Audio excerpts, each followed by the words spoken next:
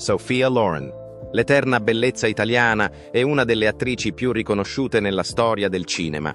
È stata in grado di affascinare il pubblico per decenni con le sue performance mozzafiato e il suo evidente fascino. Vi siete mai chiesti cosa si nasconde dietro quello sguardo profondo e quel sorriso accattivante?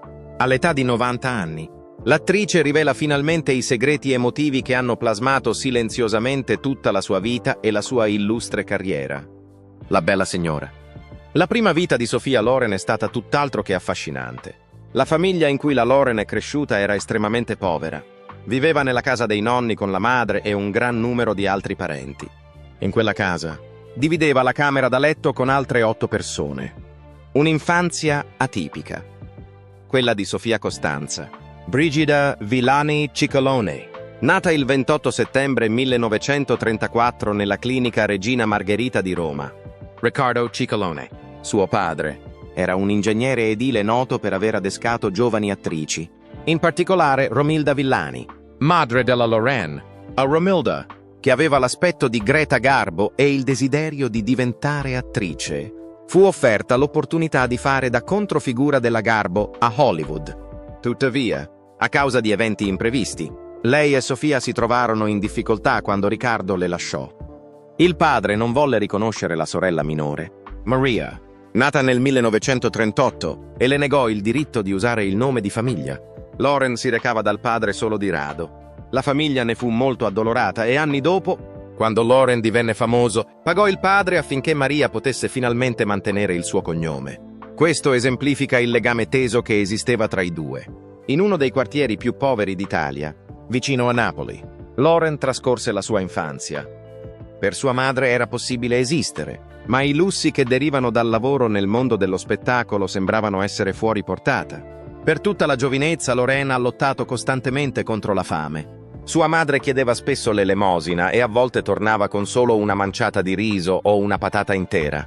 Mentre le truppe alleate avanzavano a Napoli durante la Seconda Guerra Mondiale, Loren non identificò un pezzo di cioccolato. Questo perché trovava il lusso del cioccolato così particolare nella sua vita. A causa della scarsità di risorse, sua madre ha persino bevuto l'acqua dal radiatore di un'auto per provvedere ai suoi figli. Loren è stata ferita da un evento a Pozzuoli, che le ha provocato una cicatrice sul mento. Questa cicatrice fu poi coperta con il trucco. La guerra portò ulteriori rischi, soprattutto a Pozzuoli. Una volta terminata la guerra, la famiglia si trasferì a Napoli e successivamente tornò a Pozzuoli. Per garantire la sopravvivenza della sua famiglia, la nonna Luisa costruì un piccolo negozio nel suo salotto, dove vendeva il liquore di ciliegie che aveva preparato lei stessa. Mentre la madre di Loren suonava il pianoforte e la sorella cantava per i soldati americani di stanza nelle vicinanze, Loren assisteva ai soldati americani servendo ai tavoli e lavando i piatti. Tuttavia, la fortuna di Loren cominciò a cambiare. All'età di 14 anni, Loren ha attraversato una transizione fisica che ha portato allo sviluppo delle curve che sarebbero poi diventate la sua firma. Ricorda con affetto la soddisfazione di passeggiare per strada, di attirare l'attenzione degli uomini e l'interesse delle agenzie di modelle. Questa nuova attrazione rese possibile l'ingresso nel mercato dell'industria cinematografica italiana. Ha partecipato a concorsi di bellezza, poiché non aveva abbastanza soldi. La nonna le cucì un vestito con una tendina rosa per il suo primo concorso. Durante il concorso di Miss Italia, svoltosi nel 1950, ottenne il titolo di Miss Eleganza. Nonostante le sfide affrontate per sopravvivere, la Loren trovò conforto nel mondo del cinema. Cerca rifugio nelle sale cinematografiche, dove rimane affascinata da varie celebrità come Rita Hayworth e Greta Garbo. Queste esperienze cinematografiche furono per lei fonte di ispirazione e le spianarono la strada per diventare l'attrice leggendaria che è oggi, permettendole di debuttare sul grande schermo. Quando Sophia Loren aveva 16 anni, intraprese la carriera di attrice partecipando al film Quo Vadis come comparsa. Tuttavia, non ricevette alcun riconoscimento per il suo lavoro. All'inizio apparve in film italiani come Era lui, Sì, sì è la favorita, interpretando ruoli di supporto in quei film.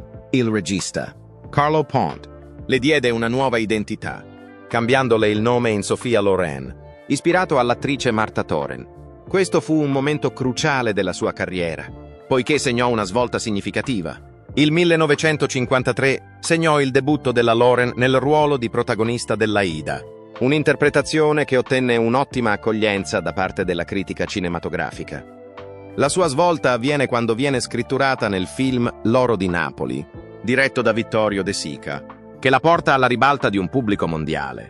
In breve tempo, inizia a lavorare spesso con Marcello Mastroianni, apparendo in film come Too Bad She's Bad e La bella mugnaia sotto la sua direzione. Alla fine degli anni 50, con la firma di un contratto di 5 film con la Paramount Pictures, la Lauren consolida la sua posizione di figura di spicco nell'industria hollywoodiana. Tra i film più significativi di questo periodo ci sono Wish Under the Elms, in cui recita accanto ad Anthony Perkins, Houseboat, in cui è coprotagonista con Cary Grant, e Heller in Pink Tights. L'interpretazione più innovativa della Lauren fu quella nel film Due donne, diretto da De Sica. Sebbene la Lauren sia stata inizialmente scelta per il ruolo della figlia, alla fine si è battuta per il ruolo della madre, che le è valso il premio Oscar come miglior attrice per la sua interpretazione. Vincendo un Oscar per un'interpretazione in una lingua diversa dall'inglese, è entrata nella storia come prima attrice in assoluto a riuscirci, grazie a ruoli di primo piano in film come El Cid, La caduta dell'impero romano e Matrimonio all'italiana, che le valsero una seconda candidatura all'Oscar. La Lauren continuò a mantenere la sua posizione di attrice tra le più richieste al mondo durante gli anni 60. Tra il 1964 e il 1977 le furono assegnati 4 Golden Globe nella categoria Favorite Female World Movie Star. Cassandra's Bridge, A Very Special Day e Firepower sono solo alcuni dei film in cui la Lauren ha avuto parti significative, nonostante abbia ridotto la sua attività cinematografica dopo essere diventata madre nel 1968. Inoltre, ha fatto il suo debutto nel mondo della televisione, assumendo il ruolo di protagonista nel film Aurora e rappresentando sia se stessa che sua madre nella biografia intitolata Sophia Loren, Her Own Story. Negli anni '80, la Lauren ha ampliato la sua carriera sviluppando un proprio marchio di profumi e occhiali, pur continuando a recitare in modo selettivo. A causa del suo desiderio di dedicare il suo tempo e le sue energie alla famiglia, ha rifiutato opportunità in noti programmi televisivi come Dynasty e Falcon Crest, grande gioiello del mondo del cinema. Nel 1991 le è stato consegnato un Oscar onorario, riconoscimento dei suoi successi. Negli anni 90 e 2000, la Lauren ha fatto alcune apparizioni cinematografiche degne di nota, nonostante sia apparsa in un numero minore di film. Oltre al ruolo nel film Ready to Wear, che gli è valso una nomination ai Golden Globe, ha avuto un enorme successo al botteghino negli Stati Uniti con il film Grumpier Old Man. Nel 2001, Lauren ha ricevuto il Gran Premio Speciale delle Americhe al Montreal World Film Festival. Questo è stato solo uno dei tanti premi che ha continuato a raccogliere. The Nine, diretto da Rob Marshall, è uscito nel 2009. Ha segnato il notevole ritorno della Lauren nell'industria cinematografica americana. È stato il suo primo grande film hollywoodiano dopo 14 anni. In questo periodo ha continuato a lavorare in maniera limitata, partecipando alla miniserie italiana La mia casa è piena di specchi e riunendosi con il figlio, Edoardo Ponti, per il film La voce umana.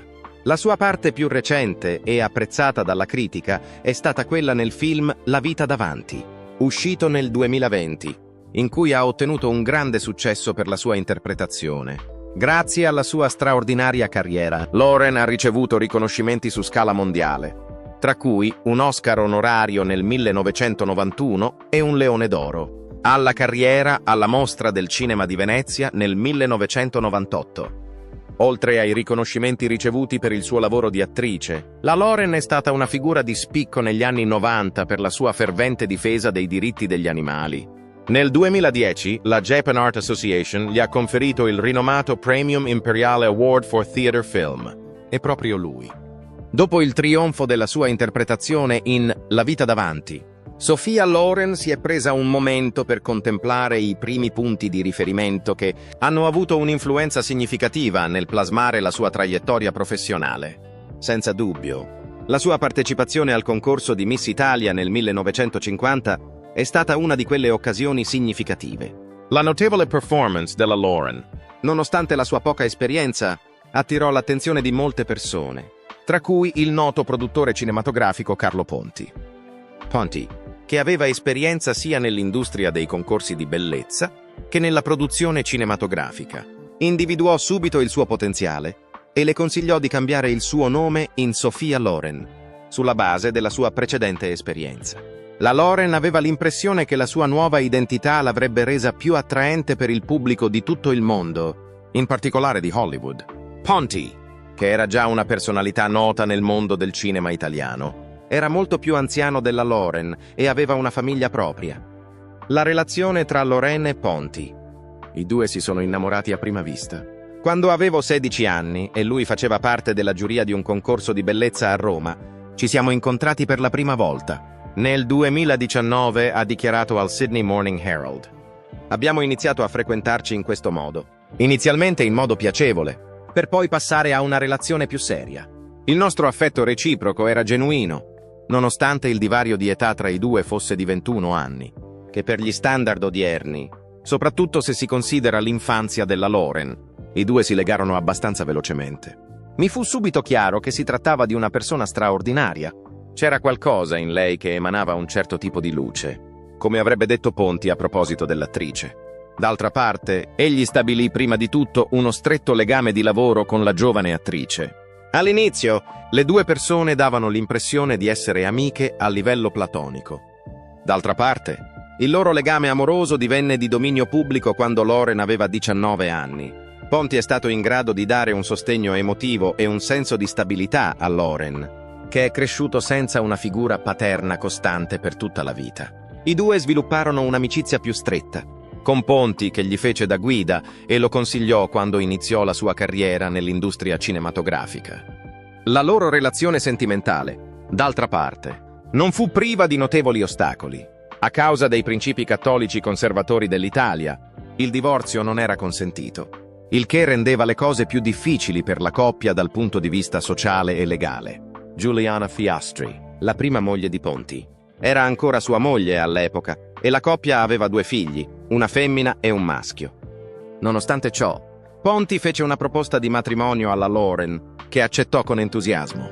Mostrò persino alla madre l'anello di fidanzamento che aveva da poco ricevuto. Tuttavia, le preoccupazioni sull'opportunità del loro legame erano un fattore significativo, dato il divario di età tra i due e lo stato di matrimonio di Ponti. Ponti chiese il divorzio in Messico nel tentativo di trovare una soluzione al problema che la situazione stava causando.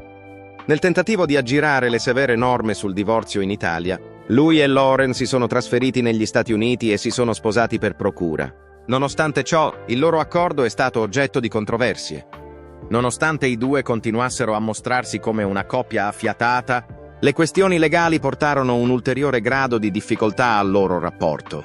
Ponti fu una figura essenziale nella vita professionale della Loren, nonostante le difficoltà della sua vita privata.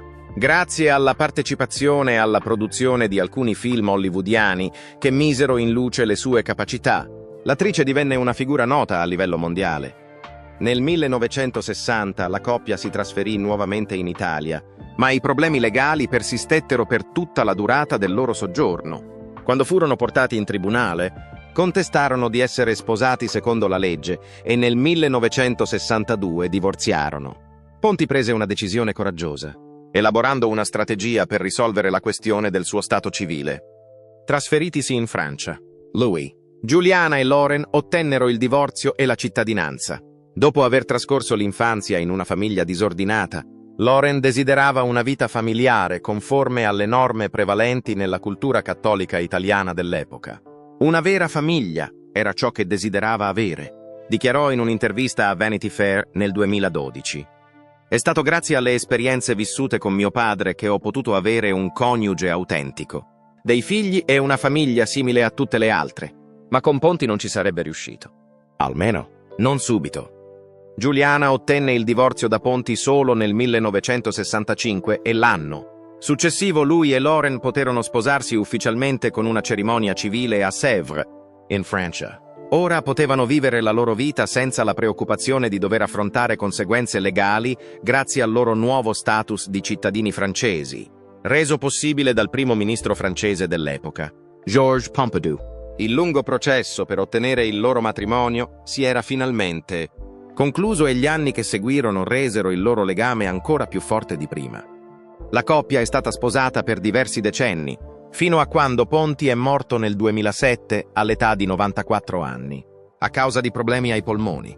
È importante notare che l'esistenza della coppia non fu priva di sfide personali. Tra i tristi problemi che la donna incontrò a causa della sua infertilità, vi furono numerosi aborti spontanei, che causarono a Lauren un enorme dolore emotivo. Carlo Ponti Jr., nato nel 1968, ed Eduardo Ponti, nato il 6 gennaio 1973, sono i due figli che Lauren e Ponti sono riusciti ad avere nonostante le sfide che hanno dovuto affrontare. Come una persona che aveva desiderato ardentemente di avere una famiglia, Lauren provò un'incontenibile sensazione di gioia per l'arrivo dei loro figli. Nonostante il lavoro continuasse a essere importante, Lauren dedicò una parte significativa del suo tempo alla vita familiare. La profonda amicizia che lo legava a Ponti rimase al centro della sua vita personale e professionale, e spesso considerava Ponti un fattore guida del suo straordinario successo. Ha concluso le sue relazioni sentimentali nell'area di Hollywood. Nel periodo in cui Carlo Ponti era alle prese con la sua relazione sentimentale, Sophia Loren si trovò a ricevere l'affetto di un altro uomo, Cary Grant, che era una figura molto nota nel mondo dello spettacolo. Durante la produzione dell'Orgoglio e la Passione nel 1956, i due individui entrarono in contatto l'uno con l'altro. Grant fece una battuta fingendo di confondersi con un'altra attrice durante la sua presentazione. Un momento spensierato e umoristico. Fu un inizio imprevisto di quella che si sarebbe poi trasformata in una profonda amicizia e, infine, in una relazione sentimentale. In quel periodo Grant, che era già sposato con la sua terza moglie, si confidò con Lauren sui suoi sentimenti di insoddisfazione. Anche Lauren si trovava in una situazione difficile. Nonostante fosse innamorata pazza di Ponti, lui non aveva ancora ottenuto il divorzio dalla moglie Juliana, il che lasciava la loro relazione in uno stato di incertezza. L'intesa tra Lauren e Grant si fece più intensa e i due iniziarono presto a frequentarsi. Poiché Grant era ovviamente innamorato di Lauren, la inseguì con fervore. Arrivò a chiederle di interpretare il personaggio di sua moglie, Betsy Drake, nel film Houseboat, uscito nel 1958. Ruolo che inizialmente era stato pensato per lei. Grant desiderava qualcosa di più di una semplice relazione con la Lauren, come dimostra l'abbondanza di lettere d'amore e di regali che le inviava. Uno dei suoi obiettivi era quello di sposarla. Nonostante ciò, Lauren si sentiva in conflitto. Nonostante pensasse che Grant fosse un uomo bellissimo, estremamente affascinante, splendido e sinceramente sentimentale, era consapevole della gravità della decisione che aveva davanti. Con i suoi crescenti sentimenti per Grant e il suo fidanzamento con Ponti, Lauren considerava quel periodo come un periodo particolare della sua vita. Era divisa tra i due obiettivi della relazione. Ero ben consapevole che la mia decisione di andare con Grant avrebbe avuto enormi ripercussioni. In una conversazione successiva, mi disse che Cary provava qualcosa per me e che desiderava che lo sposassi, ma questo avrebbe significato abbandonare Carlo, il che avrebbe provocato un grave scandalo. Nonostante l'intensità dei suoi sentimenti per Grant, Lauren si rese conto che doveva fare una scelta: o sarebbe rimasta con Ponti e si sarebbe rifatta una vita in Italia, o avrebbe abbracciato una nuova vita negli Stati Uniti. Vanity Fair disse che doveva prendere una decisione. Carlo era di origine italiana e faceva parte del mio mondo, e alla fine decise di rimanere con Ponti. Una decisione di cui non si pentì mai. Si concentrò sul fatto che questo gli dava l'impressione di aver fatto la scelta giusta. Nonostante Grant fosse inconsolabile, Lauren era sicura che Ponti fosse il partner ideale per lei. La loro storia d'amore lasciò a Grant un'impronta indelebile e non smise mai di amare Lauren. Al termine delle riprese di Houseboat, Grant le regalò un bouquet di rose gialle come dono da Dio. Durante il viaggio di ritorno con Ponti, Lauren indossò i fiori e la reazione di Ponti fu di invidia. In gioventù, Lauren la vedeva come una dimostrazione di affetto, nonostante non fosse una cosa piacevole. Confessò di aver provocato la situazione. Secondo quanto dichiarato da lei, credevo che se si fosse arrabbiato e ingelosito, significava che mi amava. Fu soprattutto a causa delle difficoltà incontrate da Ponti nel suo precedente matrimonio che ci vollero quasi 10 anni perché la Lauren e Ponti potessero finalmente sposarsi. Dopo la conclusione della procedura di divorzio di Ponti in Francia, dove entrambi avevano ottenuto la cittadinanza, i due si sposarono nel 1966. In quel periodo la stella della Lauren era più luminosa che mai e lei era diventata una delle attrici più richieste dell'intera nazione. Nel film Commedia, Una contessa di Hong Kong, uscito nel 1967, la Lauren recita con Marlon Brando. Questo avvenne poco dopo il suo matrimonio con Ponti. Tuttavia, la sua professionalità fu messa alla prova quando Brando gli fece un approccio sgradito. All'improvviso mi mise le mani addosso, ricorda Lauren. Ero lì in piedi. La sua reazione fu pronta e decisa. Non osare farlo di nuovo. All'indomani del suo rifiuto, ha ricordato come Brando apparisse così debole e fragile. Lavorare con lui divenne a quel punto una sfida, nonostante il fatto che non cercasse più di impegnarsi in attività di quella natura. Il fatto che Lauren abbia dovuto rifiutare gli approcci di uomini importanti non è stata la prima volta che ha dovuto farlo. Anche Peter Sellers, comico britannico, si era innamorato perdutamente di lei mentre lavoravano insieme al film The Millionaires nel 1960. Alla domanda della figlia se li amasse ancora o meno, Sellers ha risposto con tristezza. Certo che sì, tesoro, ma non quanto Sophia Loren. Howe si lamentò del fatto che Sellers si fosse invaghito della bellezza italiana, cosa che creò un percorso di angoscia emotiva quando fu scoperto. Discussione con Marlon Brando riguardo A. L'ascesa alla popolarità di Sophia Loren fu il prodotto di anni di duro lavoro, sostenuto sia dalla madre che da Carlo Ponti, che sarebbe poi diventato il suo mentore. D'altra parte, il suo viaggio a Hollywood non fu facile, soprattutto quando dovette collaborare con coprotagonisti duri ed egocentrici. La Lauren rimase a lungo con un'impressione sgradevole a causa delle azioni di Marlon Brando, che fu vissuto come uno degli incontri più impegnativi che dovette affrontare. Tra il 1967 e il 1968, la Lauren e Brando apparvero nel film Una contessa di Hong Kong. Fin dall'inizio, il comportamento di Brando fu molto scorretto. Tuttavia, la donna non reagì. Tuttavia, questo era solo l'inizio dei tentativi di Brando di umiliarla e di metterla fuori gioco. Prima dell'inizio delle riprese, Brando fece un altro passo nella direzione sbagliata quando si avvicinò alla Lauren. Non farlo. Non mi piace. Lo avvertì subito lei. Non mi piace. Tuttavia, Brando, non rispettando il suo limite, continuò a comportarsi nello stesso modo durante la loro prima scena insieme. A questo punto, la reazione della Lauren fu di rabbia. Brando, stupito dalla sua fermezza, tentò di trattenerla di nuovo, ma la Lauren urlò di nuovo finché non la lasciò andare. Nessuno sul set intervenne per aiutarla, nonostante la situazione fosse piuttosto critica. Anche se Brando si astenne dal contattare la Lauren senza il suo permesso, il suo comportamento continuò. Quando lei non guardava, iniziò a fare commenti sgradevoli su di lei. Durante la prima ripresa, l'ha zittita nel bel mezzo della scena. Una Lauren affranta si è confessata al team nella speranza di ricevere aiuto, ma invece di darle conforto, l'hanno costretta a rivivere l'evento più e più volte.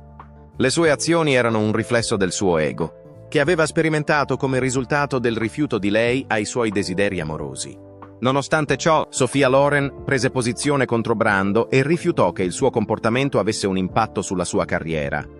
Il vero incontro tra Tom Selleck e Sophia Loren.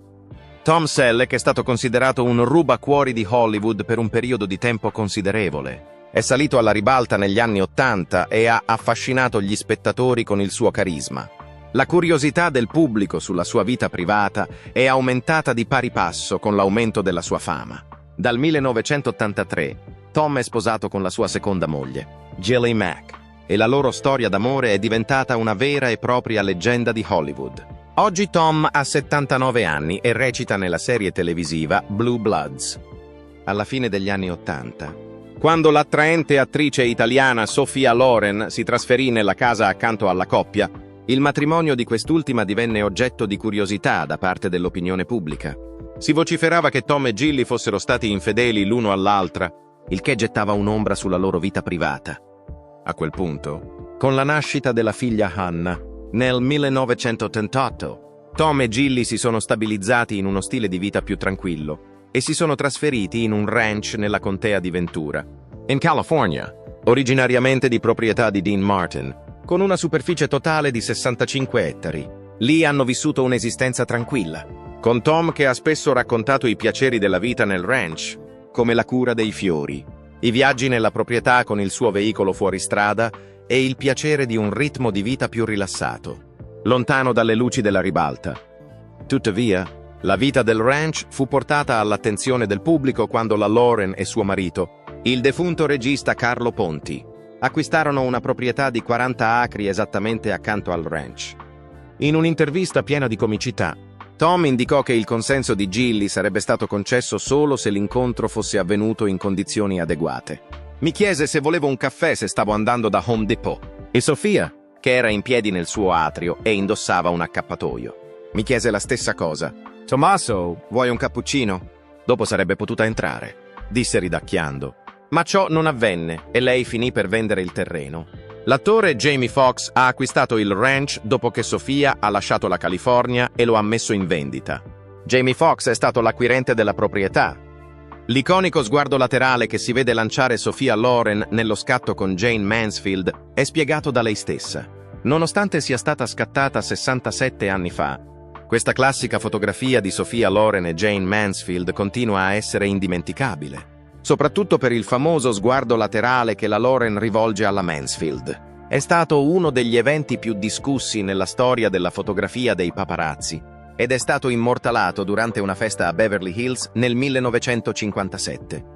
All'epoca, la Loren era una stella nascente italiana che stava lasciando il segno a Hollywood. Ovviamente rispondeva al look audace e alle azioni decise di Jayne Mansfield durante l'evento. La Loren, che oggi ha 80 anni, ha recentemente rilasciato un'intervista a Entertainment Weekly dalla sua casa in Svizzera.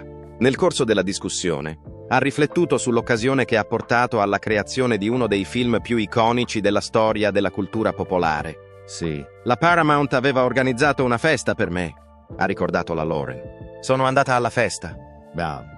È stato davvero incredibile. Era presente tutta l'industria cinematografica. Alla fine è arrivata Jayne Mansfield, che è stata l'ultima persona ad arrivare.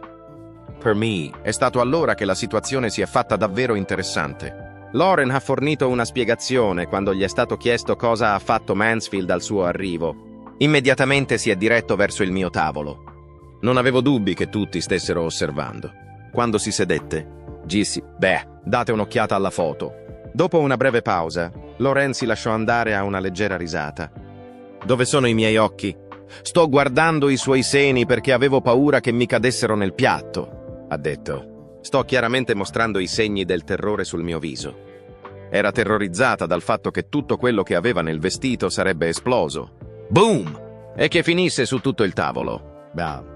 Nonostante altre foto scattate la stessa sera mostrino la Loren in uno stato più rilassato e persino ridente, lei è fermamente convinta che questa foto in particolare ritragga lo spirito genuino dell'occasione. No, ha detto con forza. È possibile che esistano altre fotografie, ma questa è l'immagine. Questa è quella che illustra la situazione nella sua interezza. Quando a Loren è stato chiesto se avesse mai firmato questa foto, ha dato una risposta significativa. In realtà, molte volte mi chiedono di firmare questa foto, ha spiegato ai giornalisti. D'altra parte, io non lo faccio mai.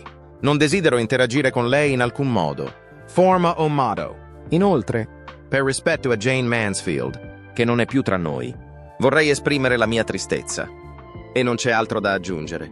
Sophia Loren, che oggi ha 90 anni, ha finalmente svelato in televisione gli affetti nascosti che aveva celato dietro il suo attraente aspetto fisico. Continua a essere fonte di ispirazione per le generazioni future con il suo straordinario percorso, caratterizzato da amore, passione e perseveranza.